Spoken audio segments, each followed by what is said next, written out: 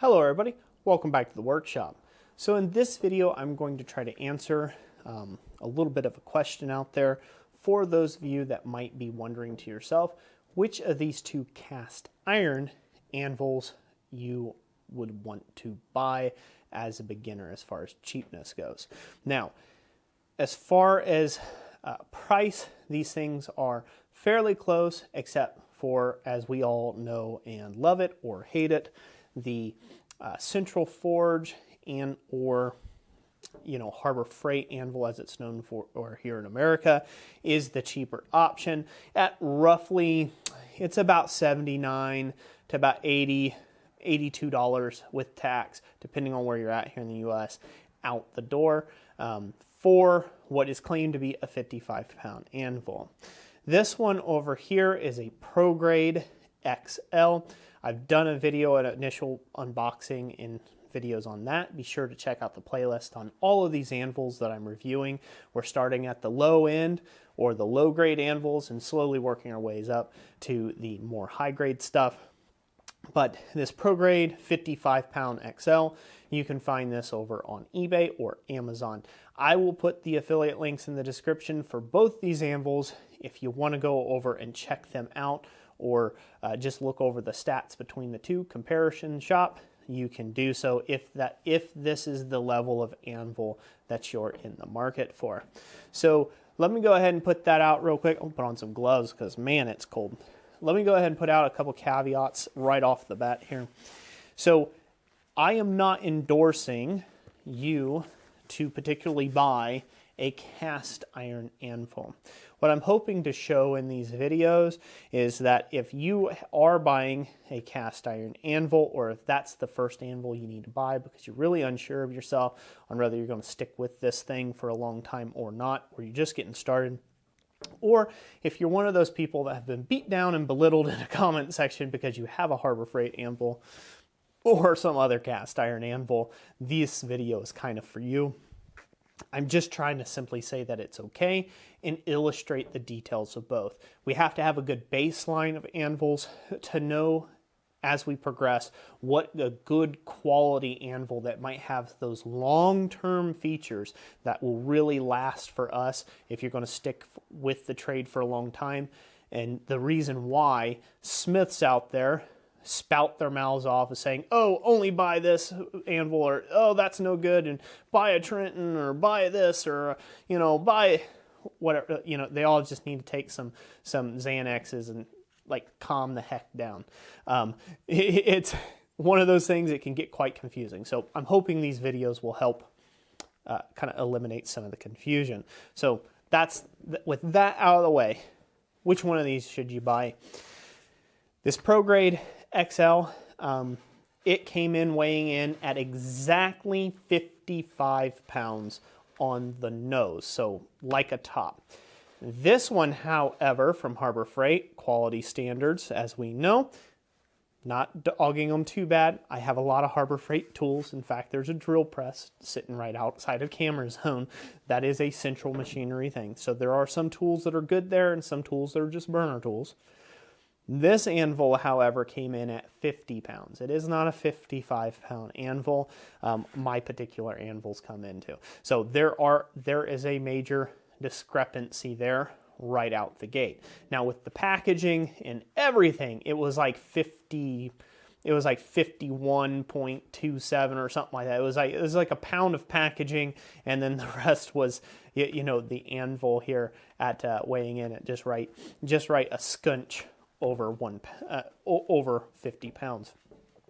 So if you were looking for just honesty and size, I would say the Pro Grade XL would have the Harbor Freight be in that department. Also, both of these anvils, I'm pretty sure, probably have some Bondo in them. The Pro Grade XL has some Bondo in it. And when I say Bondo as in a light screeting of Bondo to take in, basically fill in all of the casting defects, if you will, like the pitting that you would see or associated with a cast iron anvil. Again, these aren't the most miraculously cast anvils in the world, but you kind of get what you pay for. In the face, I have found no Bondo, no chipping, no cracking, no nothing in either one of these anvils. Your mileage may vary there. Again, we're at the bottom tier of anvils here. So there was some Bondo in this. I haven't stripped any paint off of this yet because I imagine there might be some Bondo covering up a few blotches here and there on this anvil as well. So with that being concerned, the overall condition, they're about equal, that you might get them from a big box store or you buy them online. They're going to be very similar in condition-wise when they arrive to your house, or at least that would be my guess. This has the ProGrade pulls ahead in a different department when it comes to the Hardy hole or Pritchell hole size. The Hardy hole, they're both basically the same thing. They're both basically the same type, if you will, Hardy hole and in size wise. And then this one has a Pritchell hole. This one does not.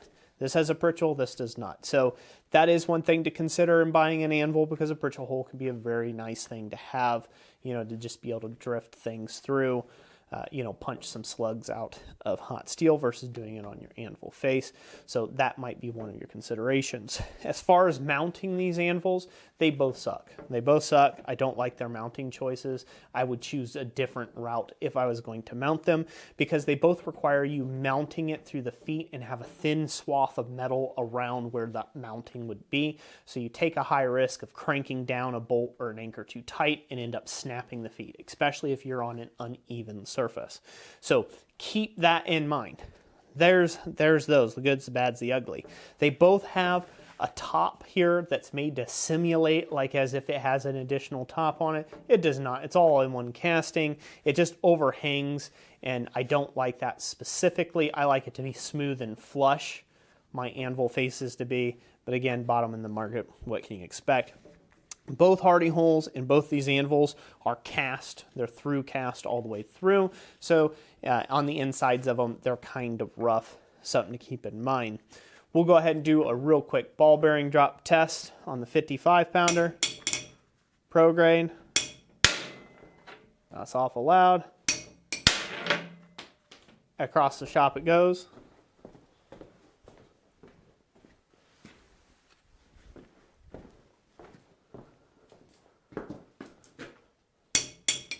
There you go. And then we'll go over to the anvil.